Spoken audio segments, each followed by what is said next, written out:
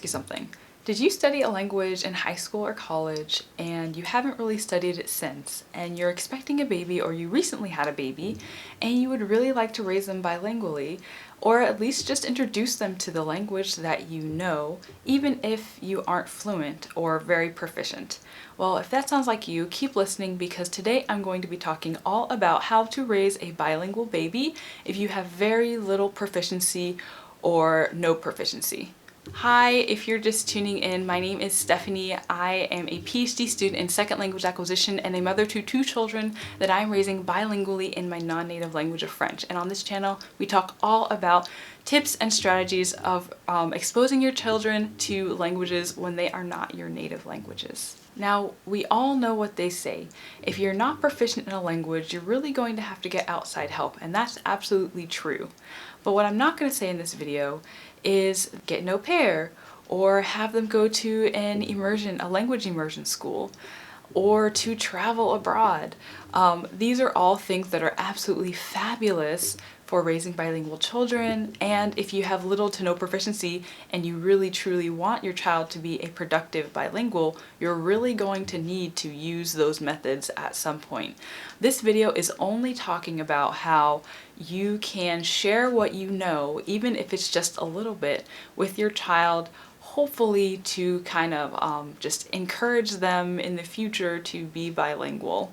Please just understand that this video is not going to say that if you have little to no proficiency, you can use the OPAL method to raise a child. I'm not advocating for that in this video. You definitely will need to use your stronger language, or the language of the community, to speak to your child. Because you are not fluent, there are a couple things that we're going to keep in mind. The first is that your main focus is going to be vocabulary. Grammar is kind of out of the question, simply because you're not fluent, so we won't really be focusing on spontaneous speech.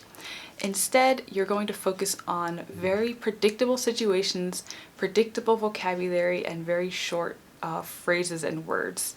That means that we're going to be relying a lot on memory, which means that you're going to have to do a little bit of work up front. Now, if that sounds like something that doesn't scare you off, keep listening. Alright, so some of the assumptions that we have is that you have a basic idea of how to pronounce the words in this language, and that you can read the alphabet of this language. So if you're teaching your child Arabic or Russian, you will need to already know the Arabic or Russian alphabet. Remember, with babies, a lot of things are very repetitive, and you can really use that to your advantage. And the way that I'm going to suggest that you go about this is by picking 3. Yes, pick 3. That's how I'm going to summarize my advice to you today. So I'm going to walk you through this as if I were doing this for one of my weaker languages, which is Japanese.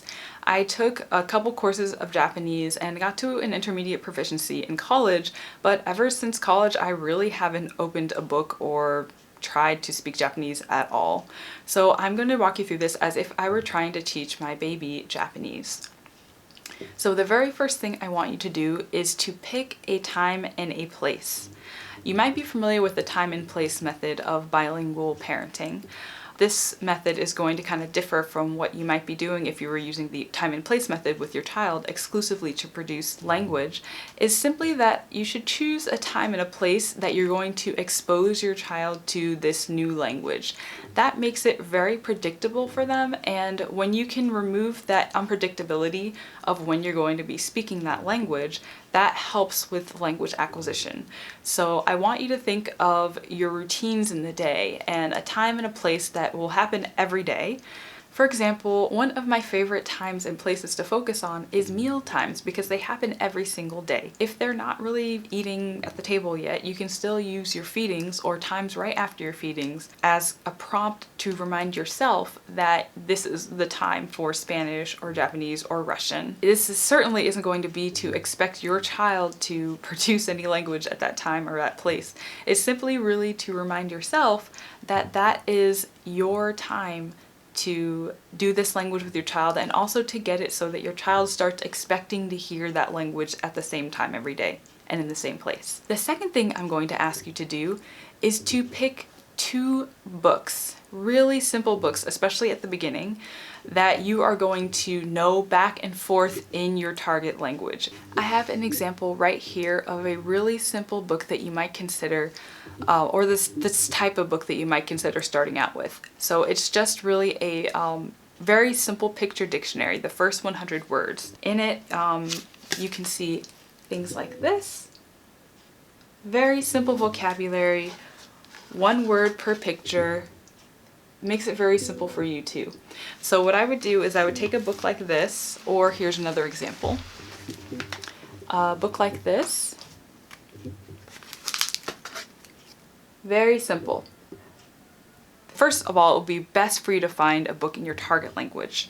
If you can't find one and you just have a majority language book, then do your best to go ahead and translate that book in Spanish or whatever language that you're going to be speaking to your child. So in my case, it would be Japanese.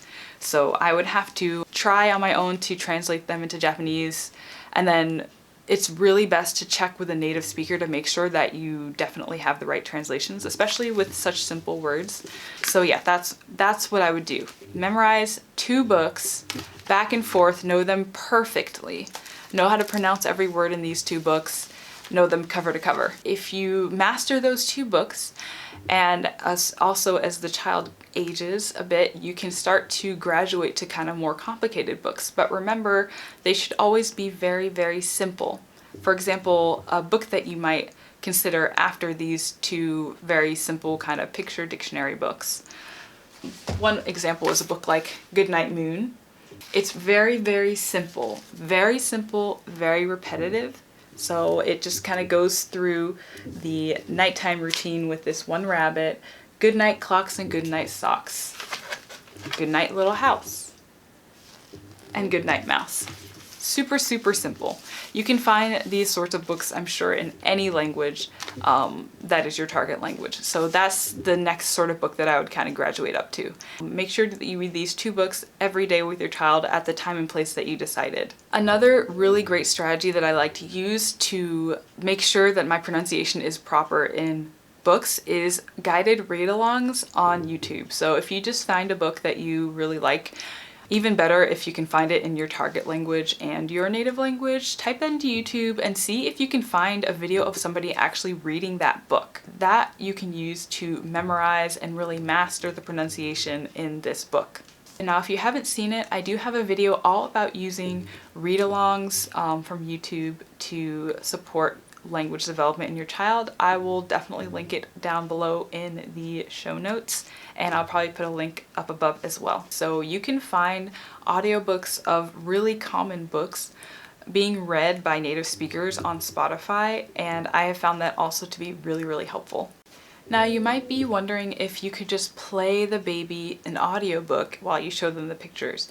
I do not suggest this for really young children simply because they learn best through interaction, and in my personal experience, I'm not saying I read any studies on this, but in my personal experience with my son growing up, until French was really established as a language, he kind of just tuned out everything that was on the radio. The third thing I'm going to have you pick is 3 lullabies.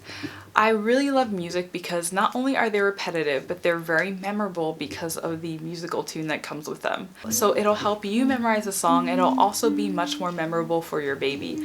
The plus side about lullabies in music is that you can often find a lot of it online. So check Spotify, check YouTube, listen to those songs, pick 3 that you really like, and know them back and forth, up and down, pronunciation, and all of the words. And then once those songs become a little bit more familiar, I would really use them anytime, because now your child already links them to that language, they link them to that situation, they know not to expect your native language when they hear this song.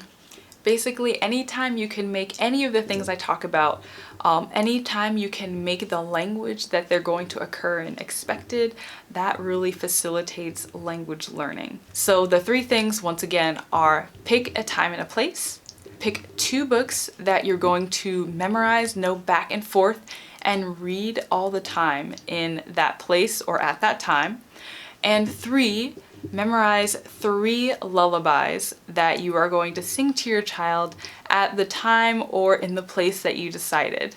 And then of course you can branch out and sing them all the time once that routine is a little bit more established.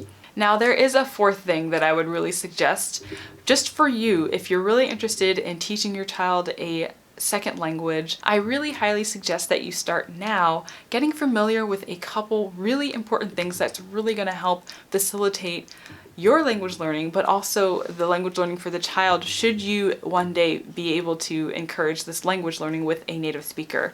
Those are simple things like to be, to have, to go.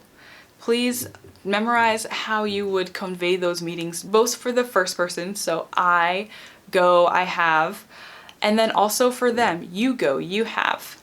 I would make sure that you know how to describe the possessive. Your dog, my dog, your stuffed animal, my stuffed animal. I would absolutely know numbers 1 through 20. I would memorize all of the basic shapes and about 8 or 9 colors. When you have those few things memorized, you can really start to build on this time and place by incorporating other things. So you could count in that at that time or at that place.